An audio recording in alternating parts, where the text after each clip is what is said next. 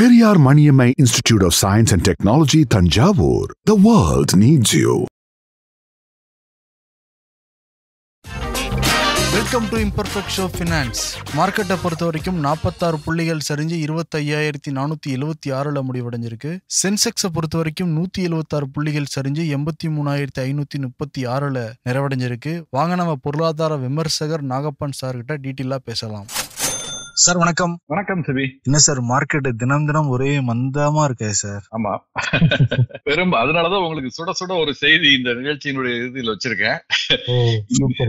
இந்தியாவினுடைய மிகப்பெரிய தொழில் வணிக குழுமங்கள்ல ஒன்று, அதன் மீது ஹிண்டன்பர்க் மாதிரி இப்போ ஒரு மேலும் ஒரு புதிய குற்றச்சாட்டு எழுந்திருக்கிறது. அது எந்த நிறுவனம், அவர்கள் மீது என்ன குற்றச்சாட்டு, பல ஆயிரம் கோடிகள் அப்படின்னு சொல்றாங்க அவங்க.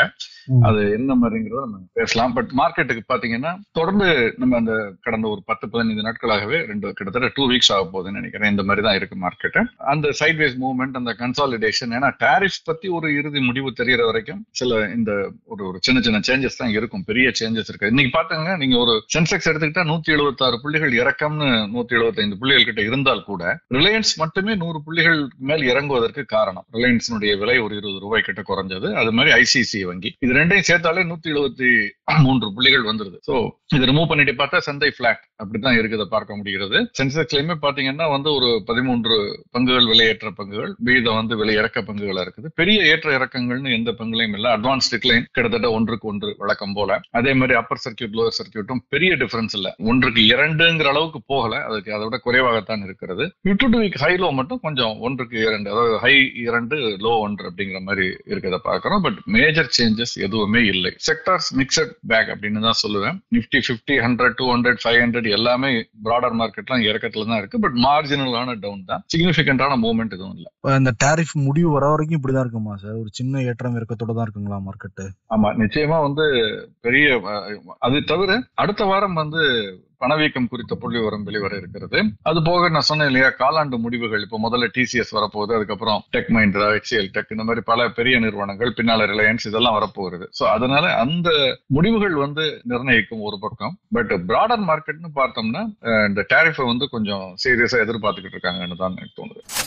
கமாடிட்டி மார்க்கெட் எப்படி சார் இருக்கு? அதுவும் மந்தமா தான் இருக்கா? கமாடிட்டிஸ் மார்க்கெட் கூட சைட்வேஸ் மூவ்மெண்டா தான் இருக்கிறத நான் பாக்குறேன். நீங்க இன்னைக்கு MCXல எடுத்துக்கிட்டோம்னா சில்வர், கோல்டு ரெண்டுமே ஒரு ஸ்லைட் வீக்னஸ் இருந்தது. 1,08,000 கீழே வந்துருச்சு வெள்ளி. செப்டம்பர் மாத ஒப்பந்தம், ஆகஸ்ட் மாத கான்ட்ராக்ட் கோல்டு 96,000 கிட்ட வந்துருச்சு. குரூடும் அதே மாதிரி ஒரு ஸ்லைட் வீக்னஸ், 5,900 கீழே ட்ரேட் ஆகிட்டு இருக்கிறத பாக்குறோம். இன்டர்நேஷனல் மார்க்கெட்ல மட்டும் குரூட் கொஞ்சம் $68 தாண்டி இருக்கு, ஒரு ஸ்லைட் புல்லிஷ்னஸ் இருக்கு. மேபி இன்னைக்கு மாலைக்கு பிறகு நம்ம எங்க ஊர்லயும் அதனுடைய தாக்கம் முழுவதும் தெரிய வரலாம். பட் பெரிய ஏற்றம் இல்லை, ஒரு 68 கட் பண்ணிருக்கேங்கிறத பார்க்கணும். அதே மாதிரி வெள்ளி இன்னும் $36 மேலதான் ட்ரேட் ஆகிட்டு இருக்கு. தங்கம் மட்டும் $3,300 கீழே வந்திருக்கு. கொஞ்சம் சின்ன இறக்கம், பெரிய ஏற்ற இறக்கங்கள் இல்லை. பெரும்பாலும் சைட்வேஸ் மூவ்மெண்டா தான் இருக்கிறத பார்க்கணும். கரன்சி பொறுத்த வரைக்கும் சார், கரன்சி டெரிவேட்டிவ்ஸ் பார்த்தோம்னா இங்க NSEல $85.75 டாலர், ஆல்மோஸ்ட் பிளாட், ஒன்னும் சேஞ்சே இல்ல. இருந்த லெவல்ல தான் இருக்கிறத நான் பாக்குறேன். இந்த ஜூலை மாத ஒப்பந்தம் முன்பேரவணியத்துல இங்க இன்டர்நேஷனல் மார்க்கெட்ல US டாலர் இண்டெக்ஸ் 97.5 கிட்ட இருக்குது. அதுவுமே பிளாட், ஒன்னும் பெரிய மூவ்மெண்ட் இல்ல, சைட்வேஸ் மூவ்மெண்ட்ல தான் இருக்கு, கன்சாலிடேட் ஆயிட்டு இருக்குன்னு நான் நினைக்கிறேன். அப்போ மார்க்கெட்டுமே ஒரு மாதிரி தான் போய்கிட்டு இருக்கு, சைட்வேஸ் தான் இருக்கு எல்லா மார்க்கெட்டுமே. IPO சார், இந்த டிராவல் ஃபுட் சர்வீஸ் கம்மியா தான் சப்ஸ்கிரைப் ஆச்சுன்னு சொன்னீங்க. இப்போ என்னங்க சார், ஃபுல்லா வந்துருச்சுங்களா? அது வந்துருச்சு. டிராவல் ஃபுட் சர்வீசஸ் இன்னைக்கு முடிவடையக்கூடிய ஒரு IPO 1.35 டைம்ஸ் சப்ஸ்கிரைப் ஆயிடுச்சு.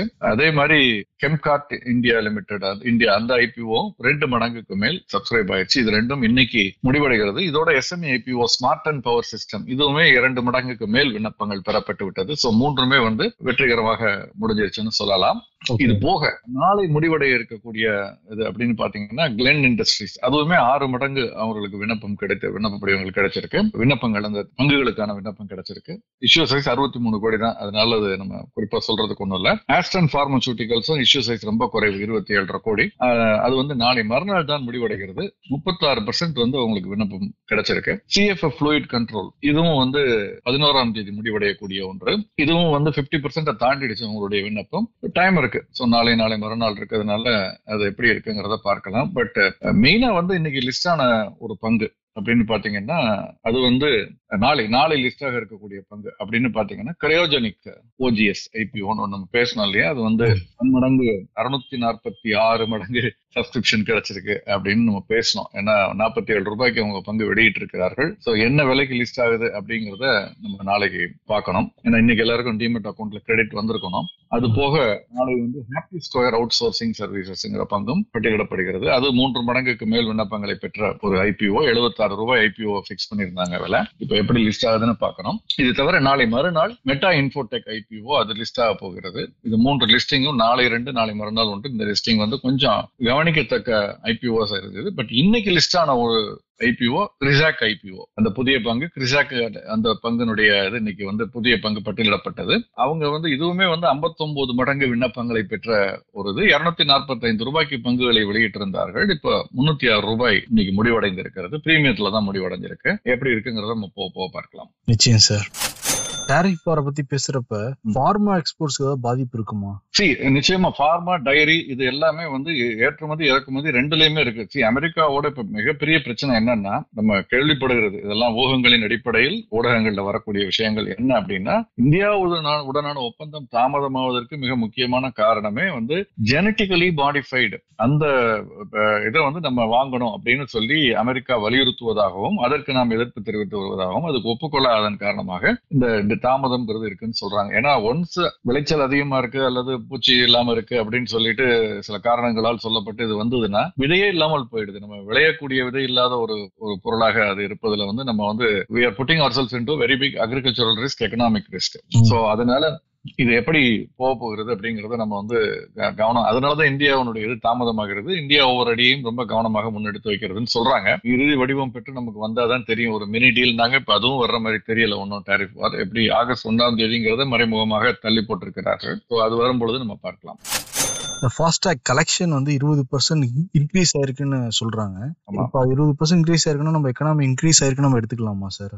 அது ஒரு தரவு. அதாவது நிறைய பேர் பயணம் பண்ணுகிறார்கள், சரக்கு போக்குவரத்து அதிகமா இருக்கா அல்லது நம்ம மனிதர்கள் போக்குவரத்து ரொம்ப அதிகமா இருக்கு அப்படிங்கிறப்ப வந்து அது ஒரு சின்ன இண்டிகேஷனா எடுத்துக்கிறதுக்கான வாய்ப்பு இருக்கு. பொருளாதாரம் வந்து கொஞ்சம் இம்ப்ரூவ் ஆகிட்டு இருக்கு அல்லது நம்ம மோசமா இல்லை அப்படிங்கிறதுக்கு. பட் ஆனால் ஃபாஸ்டாக் வந்து கடன் வாங்கி கூட வந்து அந்த பணத்தை கட்டுறவங்க இருக்கலாம், நிறுவனங்களோ தனிநபர்களோ இருக்கலாம். அதனால அதை மட்டும் எடுத்துக்க முடியாது. பட் அது ஒரு பாசிட்டிவ் டேட்டா தட் குட்ஸ் மூவ்மெண்ட்டோ அல்லது மனிதர்கள் மூவ்மெண்ட்டோ நிறைய இருக்கு அப்படிங்கிறதுக்கான ஒரு அறிகுறியாக அதை நம்ம பார்க்கலாம் நிச்சயமாக.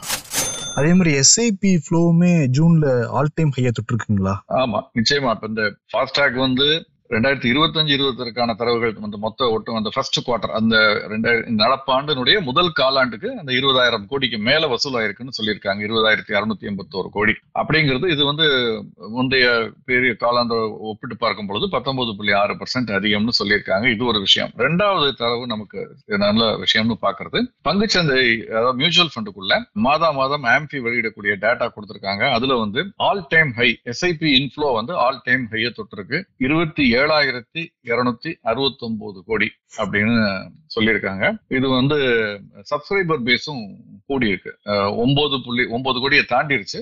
அது 9 கோடியே, அதாவது 9 கோடியே 19 லட்சம். இதற்கு முன்பு மே மாதம் வந்து 9 கோடியே 6 லட்சமா இருந்தது. இப்போ 9 கோடியே 19 லட்சமாக அதிகரித்திருக்கிறது அந்த எஸ்ஐபி அக்கௌண்டினுடைய எண்ணிக்கை. அப்படின்னு பாத்தீங்கன்னா இந்த அமௌண்ட் பாத்தீங்கன்னா மே மாசம் 26,688 இருந்தது. இப்ப 27,269 கோடி. மே மாசம் 26,688 கோடி. இப்ப 27,269 கோடியாக அதிகரித்திருக்கிறது. இது ஆல் டைம் ஹை. சந்தை வந்து பெரும்பாலும் வந்து ஒவ்வொரு தடவை விளம்பொழுதும் அதுக்கு ஒரு ஆதரவு கிடைப்பது அப்படிங்கிறது டொமஸ்டிக் இன்ஸ்டிடியூஷனல் இன்வெஸ்டர்ஸ் இருந்து ஒரு பக்கமும், இன்னொன்னு மியூச்சுவல் ஃபண்ட் எஸ்ஐபிலையும் தான் இருக்கு. இதுல இன்னொரு தரவும் வெளியா இருக்கிறது. அது வந்து கொஞ்சம் கவலை அளிக்கக்கூடியதா நான் பாக்குறேன், அல்லது கவனிக்கப்பட வேண்டியதா நான் பாக்குறேன். என்னன்னா ப்ரொமோட்டர்ஸ் தொடர்ந்து வித்துக்கிட்டு இருக்காங்கிறது நம்ம பேசிக்கிட்டே இருக்கோம்.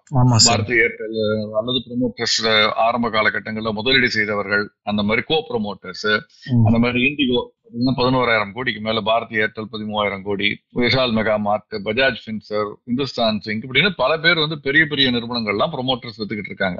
அப்ப இதை யார் வாங்குறாங்க அப்படிங்கிற கேள்வி வருகிறது. இதை வாங்கக்கூடியவர்கள் பெரும்பாலும் மியூச்சுவல் ஃபண்ட்ஸும் டொமஸ்டிக் இன்ஸ்டிடியூஷனல் இன்வெஸ்டர்ஸும் இருக்கிறதா சொல்கிறார்கள். இதுல பெரும்பாலும் மியூச்சுவல் ஃபண்ட்ஸ் இருக்கிறாங்க. இது ஏன் வந்து கவனிக்கணும் அப்படின்னு நான் சொல்றேன்னா, ப்ரொமோட்டர்ஸ் வந்து ஒரு கருத்து என்னன்னா, அவங்க வந்து இது எக்ஸ்பென்சிவ், பிரைஸ் ரொம்ப ஹை, இதுக்கு மேல ஏறாது, அதனால வித்துட்டு போறாங்க. அப்ப ஏன் மியூச்சுவல் ஃபண்ட் வாங்கணும் அப்படிங்கிற ஒரு கருத்து இருக்கு. யார் பண்றது சரி அப்படிங்கிறது ஒண்ணு இருக்குல்ல சார்? அப்படிங்கிறது இருக்கு நிச்சயமா. ஏன்னா ஒரு மியூச்சுவல் ஃபண்ட் இன்வெஸ்டரா நீங்க இருக்கும் பட்சத்துல இந்த கவலை உங்களுக்கு வரும், என்னடா அது நம்ம தலையில கட்டிட்டு போறாங்களா ஹை பிரைஸ்ல அப்படின்னு.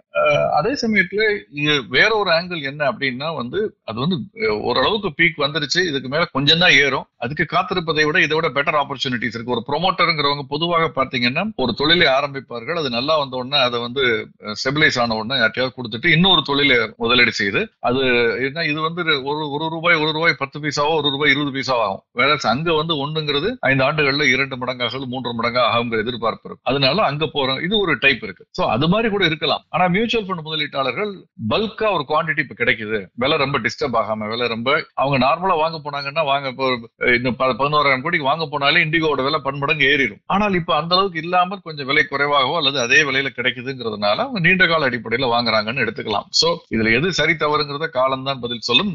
நம்ம பொறுத்த வரைக்கும் இந்த மியூச்சுவல் ஃபண்ட்ஸ் வாங்குறது தரமான பங்குகளா இருந்தால் விலை சற்று அதிகமா இருந்தா கூட பிரச்சனை இல்லை, பின்னால இறங்கும் பொழுது மீண்டும் வாங்கி ஆவரேஜ் பண்ணிடுவாங்க. ஆனால் பங்குகளும் ப்ரொமோட்டர்ஸும் நல்லா இல்லைன்னா அந்த பங்குகள்ல ஒரு மியூச்சுவல் ஃபண்ட் முதலீடு செய்கிறது என்றால் கவனமா இருக்கணும். இங்கதான் நம்ம திரும்ப சொல்றது, மிக அதிக எக்ஸ்போஷர் எஸ்எம்இலயோ ஸ்மால் கேப்லயோ மிட் கேப்லயோ இருந்தால் கொஞ்சம் கவனமாக இருக்க வேண்டிய காலகட்டத்தை நோக்கி நம்ம போய்கிட்டு இருக்கோம்னு நான் நினைக்கிறேன். சார் இப்ப மியூச்சுவல் ஃபண்ட் நிறுவனம் ப்ரொமோட்டர்ஸ் டீல் எல்லாம் போட்டிருக்க மாட்டாங்களா சார்? இப்படி எல்லாம் கேட்டா நான் எப்படி பதில் சொல்றது? நிச்சயம் போட்டிருக்க மாட்டார்கள் என்றுதான் நம்புவோம். ஏன்னா அதற்கான சட்டத்திட்டங்கள் நிறைய நடைமுறைகள், ஃப்ரண்ட் ரன்னிங் பண்ணக்கூடாது, இன்சைடர் ட்ரேடிங் பண்ணக்கூடாது, பிரிவென்ஷன் ஆஃப் நிறைய ரெகுலேஷன், அன்ஃபேர் ட்ரேட் பிராக்டிஸ் அப்படி எல்லாம் நிறைய இருக்கு. அதன் மேல நடவடிக்கையும் எடுத்துட்டு இருக்காங்க. ஆக்சிஸ் அந்த நிறுவனத்துல ஒருத்தர் அவர் மேல நடவடிக்கை எடுக்கப்பட்டதெல்லாம் பார்த்தோம்.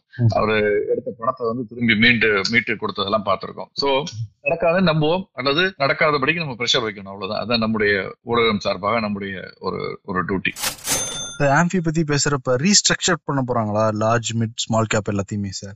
அது 6 மாதத்திற்கு ஒரு முறை அவங்க அந்த large cap small cap mid cap எந்தெந்த பங்குகள் அப்படிங்கறத ரீவிசிட் பண்ணிக்கிட்டே இருப்பாங்க. எப்படி இண்டெக்ஸ் ரீவிசிட் பண்றாங்களோ NSE BSE அந்த மாதிரி இதுவும் ரீவிசிட் பண்ணுவாங்க. எதுக்காகனா போன வருஷம் லார்ஜ் கேப்பா இருந்தது, அந்த பங்குனுடைய விலை கணிசமாக இறங்கி இருந்தால் இந்த வருஷம் அது மிட் கேப்பா மாறி இருக்கும். ஓகே, அதே சமயம் போன வருஷம் ஸ்மால் மிட் கேப்பா இருந்தது, அதனுடைய பங்குனுடைய விலை கணிசமாக அதிகரித்த பிறகு இந்த வருஷம் அது லார்ஜ் கேப்பா மாறி இருக்கும். உதாரணமாக இந்தியன் ஹோட்டல்ஸ், அது பாத்தீங்கன்னா லார்ஜ் கேப்பா வருது, மிட் கேப்ல இருந்து லார்ஜ் கேப்பா ஒரு ஸ்டாக் அப்கிரேட் ஆகுது. ஓகே, அந்த மாதிரி வருது. இப்போ போன வருஷம் அது இதில் முதல்ல லார்ஜ் கேப்னா என்ன, ஸ்மால் கேப்னா என்ன, மிட் கேப்னா என்னன்னு புரிஞ்சுக்கணும், மைக்ரோ கேப்னா என்னங்கிறத புரிஞ்சுக்கணும். இதற்கு தெளிவான விளக்கம் ரொம்ப நாள் கிடையாது. பட் மியூச்சுவல் ஃபண்ட்ஸ் எல்லாம் சொல்றாங்கல்ல, நாங்க large cap fund, mid cap fund, small cap ஃபண்ட்னு சொல்றாங்க. அப்ப இதுக்கு ஒரு டெஃபினேஷன் கொடுக்கணும். இல்லைன்னா அவங்க இந்த சுதந்திரத்தை தவறாக பயன்படுத்தி கொண்டு முதலீட்டாளர்களை தவறாக வழிகாட்டுதல் பண்ண முடியும். அப்படிங்கிறதுனால செபி, ஆம்பி இவங்க எல்லாம் சேர்ந்து இப்ப இருக்கக்கூடிய சட்டத்திட்டம் என்ன அப்படின்னா,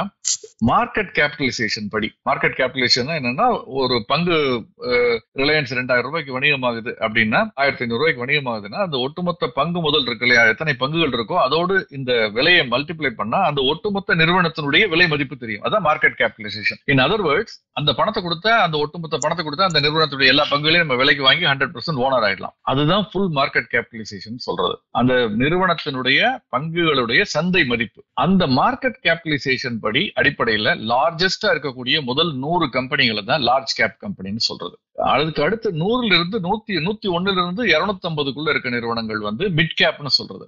251க்கு மேல இருக்கிறத ஸ்மால் கேப்னு சொல்றது. இதுல அதற்கு 500க்கு மேல இருக்குது, 500 தாண்டி இருக்கிறதெல்லாம் மைக்ரோ கேப்னு சொல்லக்கூடியதெல்லாம் நிறைய இருக்குது. சோ இதுதான் large cap, mid cap, small cap, micro gap அப்படின்னு என்ன நம்ம புரிஞ்சுக்கணும். இதை எதுக்கு பிரிக்கிறாங்கன்னா, அப்பதான் இதன் அடிப்படையில இந்த பங்குகளை தான் நீங்க மிட் கேப், ஒரு மியூச்சுவல் ஃபண்ட் மிட் கேப் அப்படின்னு சொன்னா இந்த 101ல இருந்து 250க்குள்ள இருக்க பங்குகள்ல மட்டும் தான் முதலீடு செய்யணும். அதுக்குள்ள அவங்க 10 பங்குல முதலீடு செய்யலாம், 50 பங்குல முதலீடு செய்யலாம், அது அவங்களுடைய சாய்ஸ். ஓகே, மிட் கேப்னு சொல்லிட்டு அதுக்குள்ள இருக்கணும். லார்ஜ் கேப்னு சொல்லிட்டு அந்த முதல் 100 பங்குகளுக்குள்ள தான் இருக்கணும். அதே மாதிரி ஸ்மால் கேப்னு சொல்லிட்டா 251க்கு மேல இருக்கிறதுல தான் இருக்கணுமே தவிர இந்த 100, 150 இதுல இருக்கிறதெல்லாம் போடக்கூடாது பணத்தை. இது மல்டி கேப்னு சொல்லும் பொழுது இதுல 25% லார்ஜ்ல, ஸ்மால்ல 25%, மிட் கேப்ல 25%, பாக்கி 25% அவங்களுடைய இஷ்டப்படி போடலாம் பிளெக்சியா. சோ இதுதான், இதுக்காகத்தான் இந்த கிளாசிபிகேஷன்ங்கிறத கொண்டு வர்றாங்க. இதுல இருக்கக்கூடிய சிக்கல் என்னன்னா, நான் முதல்ல சொன்ன மாதிரி போன வருஷம் ஸ்மால் கேப்பா இருந்தது, இந்த வருஷம் மிட் கேப்பா இருக்கும், மிட் கேப்பா இருக்கிறது லார்ஜ் கேப்பா மாறி இருக்கலாம். அதே மாதிரி ரிவர்ஸ்லயும் இருக்கலாம். லார்ஜ் கேப் பங்குடைய விலை குறையும் பொழுது. சோ அதே மாதிரி பார்க்கும் பொழுது இப்போ போன வருஷம் இந்தியன் ஹோட்டல்ஸ் 101வது ரேங்க்ல இருந்துச்சு. சோ 100க்கு மேலங்கிறதுனால அது மிட் கேப்ல இருந்தது, 101 இருந்ததுனால. இந்த வருஷம் 77 ஆயிடுச்சு. மார்க்கெட் கேபிட்டலைசேஷன் அடிப்படை, சந்தை மதிப்பீட்டின் அடிப்படையில 77வது ரேங்க்ல இருக்கு. இருக்கு. அப்ப அது லார்ஜ் கேப்பா மாறிடுச்சு. சோ அதை இன்க்ளூட் பண்றாங்க. இந்த மாதிரி வந்து solar industries, Mazagon Dock ship builders, Max health care, Shree cement, Mankind pharma, Apollo hospital, Lupin, இதெல்லாம் வந்து லார்ஜ் கேப்புக்குள்ள வருது. ஓகே, இதுல டவுன் கிரேட் ஆகி மிட் கேப்புக்குள்ள போறது பாத்தீங்கன்னா NTPC green energy, Dabur India, ICICI prudential, Bosch, Polycab, Swiggy. இதெல்லாம் ஸ்விக்கி பாத்தீங்கன்னா வந்து போன வருஷம் 80 இருந்துச்சு, 80வது ரேங்க். அதனால 100க்குள்ள இருக்கிறதுனால லார்ஜ் கேப்னாங்க. இந்த வருஷம் 115 ஆயிடுச்சு. சோ இது மாதிரி போகுது. இதே மாதிரி மிட் கேப்ல பாத்தீங்கன்னா வந்து புதுசா நுழைஞ்சிருக்கிறது வந்து கேபிஆர் மில் கோயம்புத்தூர்ல இருந்து, லாரஸ் லேப் சென்னை, நம்ம சோழமண்டலம் பைனான்சியல், இதெல்லாம் மிட் கேப்ல வருது. சோழமண்டலம் போன வருஷம் 238 இருந்தது, 258 இருந்தது, 250க்கு மேல இருந்தது, 258. இப்ப 238ங்கிறதுனால 250க்குள்ள வருது இல்லையா, மிட் கேப்பா மாறிடுச்சு. இதே மாதிரி தான் கேபிஆர் போன வருஷம் 257வது ரேங்க்ல இருந்தது, இப்ப 230. சோ மிட் கேப்பா மாறிடுச்சு ஃப்ரம் ஸ்மால் கேப். இதே வந்து மிட் கேப்ல இருந்து டவுன் கிரேட் ஆகுறது ஸ்மால் கேப்பா போறது பாத்தீங்கன்னா டாடா டெக்னாலஜி போன வருஷம் 219 இருந்தது, அதனால மிட் கேப்பா இருந்தது. இப்ப 253வது ரேங்க்ல இருக்கிறதுனால மிட் கேப்ல இருந்து ஸ்மால் கேப்பா மாறிடுச்சு. இது மாதிரி நிறைய பங்குகள் பட்டியல் கொடுத்திருக்காங்க. சிமிலர்லி மைக்ரோ கேப்புக்கு ஸ்மால் கேப்புக்கும் இருக்குது. Micro gap to small cap, small cap to micro gap இருக்குது, பாக்குறோம். சோ இதுல நம்ம தெரிஞ்சுக்க வேண்டியது என்னன்னா, இப்ப ஸ்விக்கி ஒரு நிறுவனத்துடைய பங்கினுடைய விலை குறைஞ்சதுனாலதான் அது வந்து டவுன் கிரேட் ஆகுதா அப்படின்னா அது மட்டும் காரணமா இருக்காது. இன்னொரு நிறுவனத்துடைய மதிப்பு உயர்ந்ததால் கூட அது வந்து மேல வந்திருக்கலாம் ரேங்க்ல. அப்ப இது ஆட்டோமேட்டிக்கா கீழே போயிடும். இதனுடைய மதிப்பு குறைஞ்சே இருக்காது, அப்படியே தான் இருக்கும். ஆனால் இன்னொரு நிறுவனத்துடைய மதிப்பு குறைஞ்ச விலை கூடி இருக்கிறதுனால அது வந்து மேல போயிடும். சில சமயங்கள் அதே மாதிரி ரிவர்ஸ்லயும் நடக்கும். அதனால வந்து இது ஒரு இண்டிகேஷன். நிச்சயமா இதை நம்ம தொடர்ந்து கவனிக்கணும் என்னன்னு தெரிஞ்சுக்கிறதுக்கு. பட் அதற்கு மேல் இதற்கு ரொம்ப முக்கியத்துவம் கொடுக்க வேண்டாம். இது வந்து கம்பெனியுடைய தராதரத்தையோ அவருடைய லாபம் ஈட்டும் திறனையோ அல்லது அந்த நிறுவனங்களுடைய ப்ரொமோட்டர்ஸ் உடைய நேர்மையோ எதுவும் சர்டிஃபை பண்ற மாதிரி எடுத்துக்க முடியாது. மறைமுகமாக அதுல சில அங்கங்கள் இருக்கு. பட் பெரும்பாலும் அதுதான் காரணம்னு நம்ம எடுத்துக்க முடியாது. இன்னொரு விஷயமும் சொல்லிடுறேன் சிபி. இது என்னன்னா, இப்ப நம்ம இந்த மிட் கேப் பங்குகள் இருக்கு இல்லையா, அந்த மிட் கேப் மியூச்சுவல் ஃபண்ட் என்ன பண்ணுவாங்கன்னா, இப்ப இந்த மிட் கேப்ல சில பங்குகள் உள்ள வந்திருக்கு, அதை வாங்கணும். அதே சமயத்துல வெளியே போயிருக்கிறத விற்கணும். அவங்க இதை ஒரே நாள்ல பண்ணாங்கன்னா அந்த பங்கினுடைய விலை இறங்கிடும், விற்றா வாங்கினா ஏறிடும். சோ அதனால அவர்களுக்கு ஒரு மாசம் டைம் கொடுத்திருக்காங்க. இது வந்து லாஸ்டா பண்ணது டிசம்பர்ல, இப்போ வந்து ஜூன் 30th டேட்டை வச்சு இப்ப பண்ணிருக்காங்க, அனௌன்ஸ் பண்ணிருக்காங்க. இப்ப இதுக்கு ஒரு மாசம் டைம் கொடுப்பாங்க. இந்த ஒரு மாசத்துக்குள்ள அவர்கள் விற்க வேண்டிய பங்குகளை எது மிட் கேப் இல்லையோ அதெல்லாம் வித்துறணும், எது மிட் கேப்பா வந்திருக்கோ புதுசா அதெல்லாம் வாங்கணும். அதே மாதிரி லார்ஜ் கேப் எதெல்லாம் வந்து புதுசா உள்ள நுழைஞ்சிருக்கோ அதெல்லாம் வாங்கணும். வெளியேறிய பங்குகளை விற்க வேண்டும். அதே ஸ்மால் கேப், இப்படி ஒன்னொன்னுக்கும் வந்து ஒரு மாசம் டைம் காலகட்டம் கொடுத்திருக்காங்க. அதையும் நம்ம கவனத்துல எடுத்துக்கணும். அதனால சில சமயங்கள்ல வந்து அந்த பங்கினுடைய விலை ஒரு நாட்கள் இறங்குவதற்கு வாய்ப்பு இருக்கு. அதனால அந்த நிறுவனத்துடைய செயல்பாடு சரியில்லையா அதனால இறங்கிருச்சான்னு நினைக்க கூடாது. இந்த பட்டியலை விட்டு வெளியேறதன் காரணமாக அது விற்கப்படலாம், அல்லது இந்த பட்டியலுக்கு உள்ள வந்ததன் காரணமாக அது வாங்கப்படலாம். அதனால அது ஒரு நாட்கள் அதிகம் விலை ஏறி இருக்கலாம். அது நம்ம கொஞ்சம் அந்த விஷயத்தை நம்ம புரிஞ்சுக்கணும். நான் என்ன சொல்றேங்கிறது ரொம்ப இன்ட்ரெஸ்டிங்கா இருக்கு சார் நீங்க சொன்னது. மெயினா ஒரு ஏதோ பெரிய பஞ்சாயத்து இருக்குன்னு சொன்னீங்களா சார் ஆரம்பத்துல? ஆமா, இருக்காது. என்ன சார், யார் சார் சிக்கி இருக்காப்ப? வேதாந்தா குழுமம், அனில் அகர்வால் அவருடைய நிறுவனம். இத பத்தி இப்ப எப்படி ஹிண்டன்பர்க் வந்து அதானி குழுமத்தை பத்தி சொன்னார்களோ அந்த மாதிரி இதுக்கு வந்து வைஸ்ராய் ரிசர்ச் அப்படிங்கிற ஒரு நிறுவனம். இவர்கள் மீது அடுக்கடுக்காக பல குற்றச்சாட்டுகளை வைக்கிறாங்க. இதை தொடர்ந்து இன்னைக்கு இது வெளியான உடனே ஒரு 87 பக்கம் ரிப்போர்ட். இது உடனே பங்கினுடைய விலை ஒரு 7% மேல வீழ்ச்சியை சந்தித்தது. அப்கோர்ஸ் முடிவடையும் பொழுது ஒரு சின்ன ரெக்கவரி இருந்தால் கூட 3% வீக்கா தான் முடிவடைஞ்சிருக்கு. 440 ரூபாய் கிட்ட நேற்றைய விலையோட 15 ரூபாய் குறைவா தான் முடிவடைஞ்சிருக்கு பங்கனுடைய விலை. என்ன நிறைய சொல்றாங்க. இது வந்து வேதாந்தா ரிசோர்சஸ் லிமிடெட்னு ஒரு அதனுடைய நிறுவனம் ஒண்ணு இருக்கு. அந்த ஒட்டுமொத்த குழுமத்தை பத்தியுமே சொல்றாங்க. அதுல குறிப்பா இது வந்து ஒரு பொன்சி ஸ்கீம். அவங்க சொல்லக்கூடிய, நான் தமிழ்ல எந்த வார்த்தைகளையும் சொல்ல விரும்பல, ஏன்னா சட்டச்சிக்கல் வரக்கூடாது. அதுல வந்து அவங்க சொல்லக்கூடிய வார்த்தைகளை சொல்றேன். Ponzi scheme, they are running a Ponzi scheme, it's a parasite. They pushed up the entire group to the brink of insolvency அப்படிங்கிறாங்க.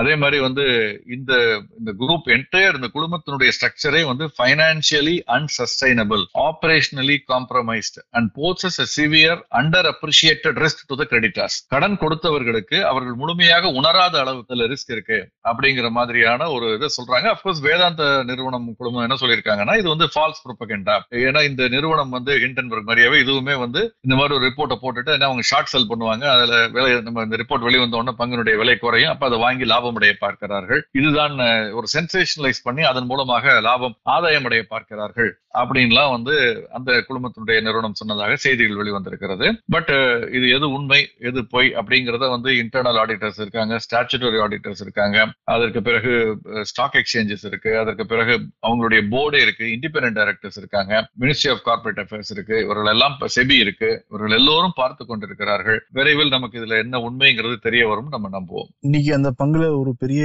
ஏற்றம் இருக்குன்னு சொல்ல முடியல இல்லைங்க சார் வேதாந்தா? இல்ல, இறக்கத்துலதான் இருந்தது. அந்த தகவல் காலையில ஒரு 7-7.5% கிட்ட இறங்குனுச்சு. பட் முடிவடையும் பொழுது ஒரு 2-3% ரெக்கவர் ஆனிச்சு. பட் அப்ப கூட நேற்றைய முடிவை விட ஒரு 3.5% கிட்ட இறங்கித்தான் நீங்க முடிவடைஞ்சிருக்கு. ஒரு 15 ரூபாய் குறைவாகத்தான் முடிவடைந்திருக்கிறது, 440 ரூபாய்க்கு அருகாமையில்.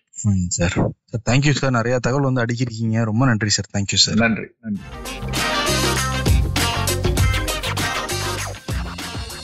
Periyar Maniammai Institute of Science and Technology, Thanjavur. The world needs you.